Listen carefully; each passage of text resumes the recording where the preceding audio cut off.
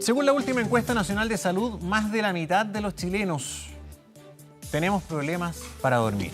Insomnio, ronquidos, apnea son algunas de las complicaciones más frecuentes. Bueno, para saber cómo enfrentar este panorama, qué tan importante es dormir bien, estamos con Diego García Borreguero. Él es neurólogo y es director además nacional del Instituto Europeo del Sueño. ¿Cómo está, Diego? Bienvenido. Muy bien, encantado de estar acá. Gracias. Harto problema para dormir acá en Chile, pero ¿es solamente un problema de Chile o es un problema de nuestra sociedad moderna? Es un problema de las sociedades modernas, porque en otros países occidentales está pasando exactamente lo mismo. El problema de no dormir bien, regularmente, aparte de las consecuencias devastadoras que tiene al día siguiente, que todos alguna vez en nuestra vida hemos padecido, nada funciona al día siguiente, etcétera, etcétera, tiene a largo plazo el no dormir bien un impacto sobre el riesgo de accidentes cerebrovasculares. Y este es el tema en el que nos estamos centrando con una nueva técnica. En concreto, en la apnea del sueño, que es una enfermedad que afecta a casi el 5% de los chilenos adultos, casi el 5%, según la encuesta nacional de salud última, y que es una enfermedad que se va a caracterizar por roncar muy severamente por la noche y asociado a paradas de respiración. El problema no es ya que al día siguiente estén cansados, con sensación de haber dormido mal, sino que a largo plazo esta enfermedad produce un riesgo de accidentes cerebrovasculares. Si bien sabemos que los accidentes cerebrovasculares se asocian a los casos de apnea más severa, no está tan claro el tema en cuanto a qué ocurre con los casos de ronquido y apnea menos severa, que son aproximadamente el 60%. El 60% de ese 5%, casi un 3% de los chilenos tienen apnea menos severa. ¿Por qué en mucho tiempo tal vez el hecho de roncar, incluso llegar a niveles de apnea, era leído como un síntoma de un plácido dormir? Era como un reflejo del sueño profundo, del descanso total. Y eso se mantuvo por muchísimo tiempo. Esto cambió hace muy poco. ¿Por qué? ¿Por qué no se advirtió tal vez que esa ausencia de oxígeno, en definitiva en la práctica es ausencia de oxígeno, tenía un impacto en la salud?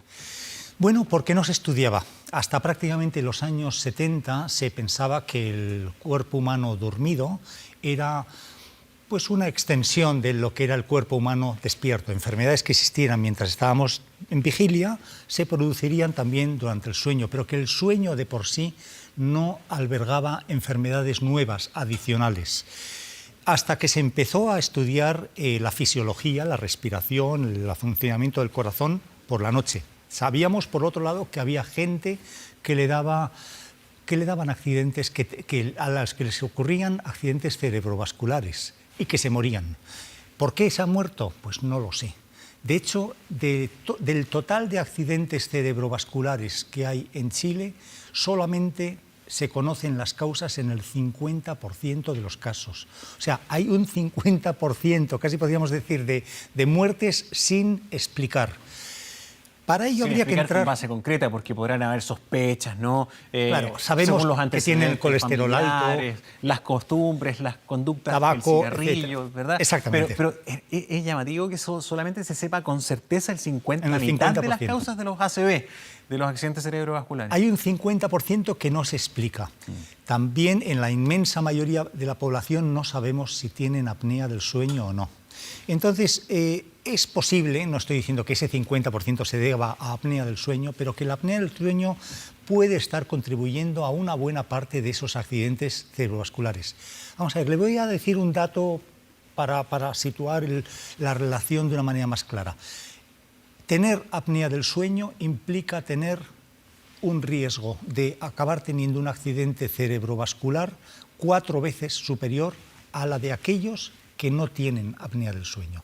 Se incrementa nuestro riesgo en nada menos que en 4 veces. Es mucho. El problema es en un paciente en concreto cómo determinar si tiene Bueno, apnea del sueño, sí, para ello existen las unidades de sueño, los estudios de sueño. Pero si además de apnea del sueño tiene un incremento del riesgo cerebrovascular, ¿cómo determinarlo? Y a estos efectos se ha desarrollado una técnica que puede ser muy prometedora, porque es una técnica no invasiva, en la que básicamente lo que hacemos es, en las arterias, en las grandes autopistas arteriales del cuello que llevan el riego al cerebro, y luego también en las arterias ya dentro del cráneo, lo que vamos es a medir dos cosas. Primero, el grosor de la pared, vamos a cuantificarlo, ver en qué medida ese grosor de la pared está disminuido como consecuencia de las placas de ateroma. Las placas de ateroma son productos del envejecimiento o reflejos del envejecimiento de las arterias. Y la otra cosa que miramos es en qué medida esas arterias, que en principio deberían ser mangueras, en el sentido de goma elástica, que se dilata y se estrecha, se ha convertido en una tubería rígida, que en situaciones, y además la pared no está bien, en un momento de exceso de tensión la tubería puede explotar. Pongo esta analogía para que se entienda. Esto implicaría una hemorragia cerebral, que podría ser letal. Sí. Perdón, sí. Son muchos elementos, sí, a veces muy técnicos, pero la relación directa de todo lo que usted describe que ocurre en estos métodos de detección a través del comportamiento y la fisonomía de nuestras venas, ¿no? En el cuello, ¿qué tiene que ver con la apnea o con la mala calidad del sueño? ¿Es eso lo que provoca esta reacción en nuestra configuración del sistema de irrigación? Sí. ¿La rigidiza? ¿Las envejece? La misma apnea hace que se deteriore la pared arterial. Produce cambios endoteliales, que es el término técnico, que en conjunto con otros factores, colesterol, tabaco, etcétera, pero es uno de los factores esenciales que altera la pared de las arterias y la va a alterar más en unas personas o en otras. De alguna manera, lo que esta técnica me permite es, para un paciente concreto, decirle: usted en concreto tiene un riesgo de acabar teniendo en los próximos 10 años un accidente cerebrovascular X veces superior al resto de la población, por lo cual habría que tratarle. Yo tengo que evitar que ese proceso continúe. Ahora, nos cuesta en general ir al médico. En general, para todas las eventuales patologías que podemos advertir en el día. Yo en el día estoy más consciente, ¿no? Sí, me duele la guata o qué sé yo, la cabeza, puedo sospechar de tal y así todo el chequeo es a veces nulo. ¿Cómo se enfrenta el tema del diagnóstico de los problemas de sueño?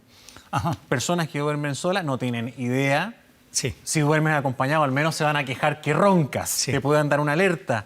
Pero es mucho más difícil la diagnosis en el sueño. Sí, vamos a ver, personas con, sobre todo hombres. Voy a hablar de algunos factores de riesgo para que alguien sepa si es un candidato a esto o no. Hombres. Sobre todo, bueno, a partir de los 60 años ya también mujeres, pero hasta los 60 años las mujeres están un poco más protegidas. Hombres con sobrepeso, otro factor que todos sabemos de nosotros mismos. Que por la noche tengan la sensación de ronquido, alguien siempre nos lo habrá dicho alguna vez. Se suele saber, o alguna vez hasta hemos podido oír nuestro propio ronquido. ¿Roncar no es saludable bajo ningún punto de vista? Es un factor de riesgo. Es mejor no roncar que roncar. Si el ronquido es mínimo, puede no estar incrementando significativamente el riesgo, pero solo si es mínimo. Que tengan sobre todo una distribución de masa de grasa corporal en cuello, abdomen, etc. Que se levanten por la noche con sensación de boca seca. Todos tenemos la boca seca al levantarnos, lógicamente, pero hay personas que se levantan con sensación de boca de estropajo. Que por la mañana, pese a haber dormido 6, 7 horas y media, se levanten con sensación de sueño no reparador, de no haber descansado, que se levanten con dolor de cabeza y que luego durante el día, en situaciones de relax, les cueste mantenerse dormidos, tienen que ir al médico. A todos nos cuesta detectar nuestras enfermedades, pero todos queremos vivir más. Ahora, Para ampliar un poco el tema, porque es muy amplio el tema de los problemas para dormir, pero para conocer más, hay etapas del sueño. Entiendo que hay una etapa del adormecimiento, que son los primeros 10 minutos, luego una segunda fase donde el sueño es ligero, que ocupa prácticamente la mitad del total, Sí. luego una transición al sueño profundo, o delta, que es el 20% total del ciclo. ¿Por qué hago esta descripción de todo el proceso? Mi pregunta ¿es lo mismo dormir en cualquier momento? ¿Es lo mismo dormir de noche a dormir de día? ¿Se recupera el sueño? Son varias preguntas. La hora del día en la que durmamos no es irrelevante. El cerebro habitualmente está preparado para dormir de noche.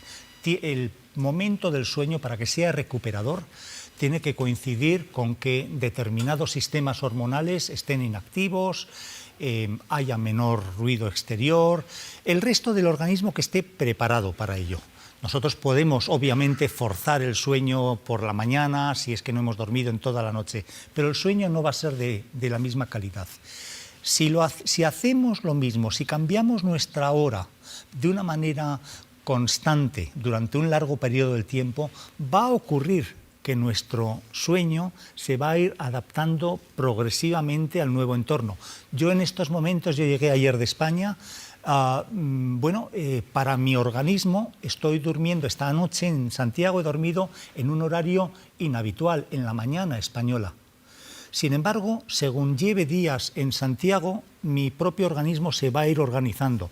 Ahora, si esto ocurre de una manera errática, no hay forma que el organismo se organice para ello. Ahora, ¿qué impacto y cuál es el impacto más importante que tiene esto en nuestra salud? Porque entiendo que hay ciclos. A ver si nos puede explicar, por ejemplo, qué es el ciclo circadiano, que están directamente relacionados con la secreción hormonal. Sí. Y si nosotros alteramos también el sueño, más allá de darnos somnolientos, estamos afectando también el funcionamiento de nuestro sistema general. Absolutamente. Vamos a ver, y de hecho vamos a empezar quizá por lo más empírico, por los datos externos. Sabemos que las personas con turno de trabajo rotatorio, por cada año de trabajo rotatorio, es decir, cambiando los ritmos de sueño regularmente, se produce un incremento en el envejecimiento. Esto es un símil para que lo entienda la población. Se produce un incremento en el número de enfermedades que van apareciendo. Perdón, por cada 5 años de trabajo rotatorio se va produciendo un envejecimiento de un año. Es decir, hasta ese punto altera nuestra fisiología. Tenemos un temporizador en el cerebro, es un temporizador como el del riego de un jardín o la calefacción de una casa, que a determinada hora de la noche se enciende y a determinada hora de la madrugada se apaga. Y ese temporizador tiene capacidad de adaptación. El mío en estos momentos lo está haciendo porque le he sometido a un cambio desde el día de antes de ayer que yo estaba en Madrid. Entonces, y tenemos esa capacidad de adaptarnos. Ahora bien, si estamos utilizando esa adaptabilidad constantemente, variando nuestros horarios de sueño, va a haber un momento en el que el sistema deje de funcionar. El otro tema es que acortar nuestro tiempo de sueño es uno de los factores que incrementa la mortalidad. Eso es muy importante porque siempre se ha recomendado, me imagino que usted también es partidario de dormir 8 horas, pero en la práctica es imposible. Yo conozco muy poca gente que pueda dormir 8 horas. Y es una de las características de nuestra civilización, de nuestra sociedad. Sería un poco largo de explicar, aunque es un tema interesante, porque nuestro estilo de vida está llevándonos a dormir menos tiempo del que nuestros abuelos lo hacían. Y además hay datos bastante fidedignos sobre ese tema. Tenemos en algunos países estadísticas de lo que se dormía a finales del XIX y aproximadamente se ha producido un acortamiento a lo largo del siglo XX de hora y media en lo que duerme la población por término medio. Sabemos que a personas jóvenes, sanas, veinteañeros, completamente sanos, cuyas necesidades de sueño pueden estar en las 8 horas diarias, si nosotros les sometemos de manera constante durante solamente 3 semanas a un régimen de sueño en el que pueden dormir 5 horas y media, este experimento se ha hecho, vemos que se producen ya unos cambios hormonales que a largo plazo pueden ser letales. Los cambios hormonales son un incremento de algunas hormonas como el cortisol y las catecolaminas, y se produce también una disminución en los mecanismos de procesamiento de la insulina, de la glucosa. Esto es muy importante porque, por ejemplo, la secreción de hormonas como la que usted señala, entiendo, el cortisol, sí, en fin, están directamente relacionadas con el crecimiento. En los estratos más juveniles, los inconvenientes en el sueño pueden determinar incluso eso. Sí. Cuando hay fallas a nivel de, por ejemplo, insulina, tenemos un país donde la tasa de diabetes aumenta en nos demasía. Convierte en prediabéticos y nos predispone, bueno, previamente nos predispone a la obesidad. Y en un segundo término nos convierte en prediabéticos o diabéticos. El incremento de catecolaminas y de cortisol puede hacer, el de las catecolaminas ya directamente, que la tensión arterial se eleve. La tensión arterial es más alta en personas que duermen poco. El cortisol, aparte de que también contribuye a elevar la tensión arterial, a largo plazo el cortisol actúa como tóxico sobre las neuronas. Entonces, alguien que está durante décadas, es que no estamos hablando de una noche, estamos hablando de décadas, de un estilo de vida con niveles de cortisol ligeramente elevados, ¿en qué medida esto, junto con otros factores de riesgo, va a predisponer a la aparición de enfermedades neurodegenerativas? Es que estamos aquí hablando de hormonas que afectan directamente a las principales. Estoy hablando de diabetes, estoy hablando de hipertensión, estoy hablando de neurodegeneración. ¿En qué medida nuestro estilo de vida está favoreciendo la aparición de estas enfermedades?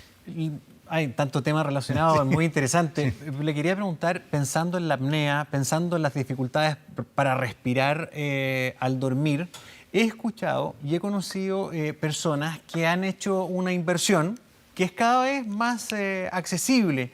Es una suerte de máquina con la cual duermen y que les mejora el nivel de oxigenación al dormir.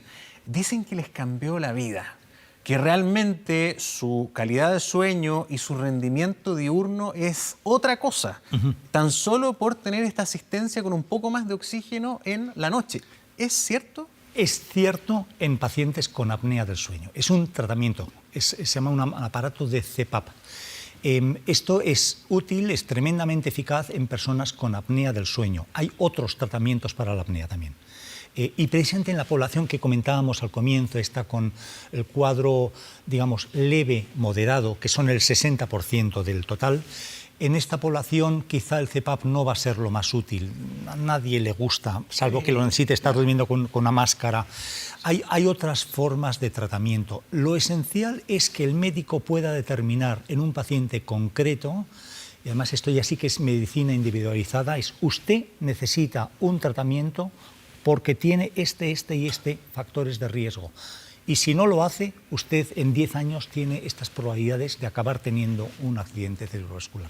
Ustedes cuando realizan las pesquisas, los exámenes, que me imagino que son mantener a una persona un día antes sin dormir para que pueda dormir un buen rato, ¿no es así? No. ¿Cómo es el sistema de pesquisa? Porque yo imaginaba que era como, por ejemplo, cuando te hacen algunas exploraciones cerebrales, electroencefalogramas para ver cuál es tu comportamiento. ¿Es algo parecido? Bueno, vamos a ver, primero vemos al paciente. En el Instituto Europeo del Sueño vemos al paciente en consulta, se debe haber hecho una consulta en la que se aborden todos los problemas. Es una consulta rápida, puede ser media hora, 3/4 de hora como máximo. Y en base a eso se establece una sospecha de diagnóstico. Y para resolver esa sospecha, para objetivizarla, se hace un estudio de sueño. El paciente tiene que venir por la noche y ahí medimos el sueño, pero medimos sobre todo cómo funcionan otros sistemas fisiológicos mientras el paciente duerme. ¿Cómo se mide el sueño? El sueño lo medimos por electroencefalograma. Es la forma más certera hoy día de medirlo. Son electrodos en la cabeza. Claro. ¿Y la actividad eléctrica del sueño la registramos directamente, hay un sistema que nos lo convierte en un gráfico, como un gráfico. Y ese gráfico nosotros lo entendemos y lo estadiamos, lo clasificamos en diversos tipos de sueño. También podríamos hasta incluso cuantificarlo. Una vez que tenemos la señal, podríamos hacer todo tipo de análisis con él. Pero vamos a medir otras cosas a la vez. Vamos a medir la oxigenación, el corazón, etcétera, claro. Temas de tipo neurológico, etcétera, etcétera. Una vez que tenemos el estudio, vamos a volver a hablar con el paciente y decir, el cuadro básico nocturno es este, pero quiero ver de dónde procede todo este problema. Y eso puede querer decir que haya que ir al otorrino y se le haga una exploración. Podemos tener que medir los depósitos de hierro cerebral. Esto es una prueba no invasiva, basada en una ecografía, que se hacen también, lo hacemos en el Instituto Europeo del Sueño. O, en este caso, medir el riesgo cardiovascular. Son enfermedades muy diversas, todas ellas, hay hasta 80 descritas, que acaban alterando el sueño y que cada una tiene un tratamiento diferente. En un plazo de pocas semanas, el paciente nota una mejoría radical en su calidad de vida y en su esperanza de vida también. O sea, el porcentaje de corrección de un mal dormir es alto. Y estas enfermedades se curan. Vamos a ver, la palabra curación hay que utilizarla con cuidado. En medicina se curan algunos temas con cirugía, se curan las enfermedades bacterianas, pero todo lo demás se controla, tiende a controlarse, pero podemos conseguir un alivio sintomático y no estoy hablando necesariamente de pastillas para dormir. Ya. Dos cosas por último. La siesta, ¿sirve? ¿Es eficiente? ¿Cómo debe ser la siesta si es que es eficiente para recuperar el sueño? Lo importante es que durmamos el número de horas necesarias en el plazo de 24 horas. Si no lo hacemos, la siesta se convierte en necesaria. Si ya lo hacemos durante la noche, es omitible. Ya. Podemos prescindir de ella perfectamente. ¿Pero cuánto es lo necesario? ¿Son 8 horas? Varía. Vamos a ver, si nosotros tomamos a toda la población de Santiago, nos vamos a encontrar con que el 85-90% de la población necesita entre 7 y 8 horas. Ya. Yo casi lo llevaría un poco más lejos, entre 7 y 8 horas y media. El 85% de la población. Y luego hay dos extremos. Pero probablemente el 90 y tantos % de la población duerma 6 horas en promedio. Es uno de los males de nuestra civilización. O sea, la siesta del santiaguino tendría que ser como de 3 horas para ponerse al día. Para ponerse al día, sí. O sea, imposible. Sí, sí, sí. Y lo que no hagamos en términos de sueño lo pagaremos al final en forma de otras enfermedades. Esta idea debe de quedar clara. Lo vamos a pagar en forma de otras enfermedades. Todos venimos con los riesgos congénitos, genéticos, pero nuestro estilo de vida puede incrementarlos o reducirlos. Si nosotros no dormimos lo que necesitamos, acabaremos por tener en algún momento problemas, generalmente de tipo cerebrovascular o tipo metabólico o de tipo neurodegenerativo. Ahora bien, la población no duerme. Este es uno de los males de la civilización, en el sentido de que, junto con el sedentarismo, junto con la obesidad, junto con el acceso a la comida con carbohidratos, que todo ello daña el sistema metabólico, la falta de sueño potencia todos estos procesos. ¿Es cierto que dormir poco engorda? Dormir poco engorda. Dormir poco engorda. Vamos a ver, existen unas... Pues digo, porque son varios... puede ser una cosa muy poco importante desde el punto de vista médico, a lo mejor más estético, pero que a lo mejor a muchos les va a preocupar, porque dormir poco parece que sí está demostrado que engorda y notoriamente. Vamos a explicarlo de la siguiente manera. Nosotros, cuando yo estoy almorzando, en algún momento nos guiamos por sensaciones, y en algún momento tengo la sensación de que ya no necesito más comida, ya estoy saciado. Existe una hormona de la saciedad llamada leptina. Hay varios tipos. Leptinas. Y existe también lo contrario, la hormona del apetito, grelinas, escrita con GH. Esa es la que muchos quisieran erradicar. La falta de sueño inhibe la secreción de leptinas, nos reduce la sensación de saciedad. Entonces tardo más tiempo en darme cuenta que estoy saciado, con lo cual, dicho en otros términos, tengo más hambre, porque la falta de sueño está ralentizando la secreción de esas hormonas, está engañando a mi cerebro, está engañando a mi organismo. Este es, básicamente, dicho de una manera muy simple, el mecanismo por el que estas personas... Hay más mecanismos que están, pero el más fácil de entender es este, la disminución de secreción de leptinas. Increíble, realmente interesante todas las cosas que están relacionadas con dormir o no dormir bien. Diego García Borreguero, gracias por venir esta mañana. Encantado de estar aquí. Gracias. Que esté muy bien, que tenga buena jornada. Bien, 9:17 minutos, vamos a la pausa y regresamos de inmediato, no se vaya.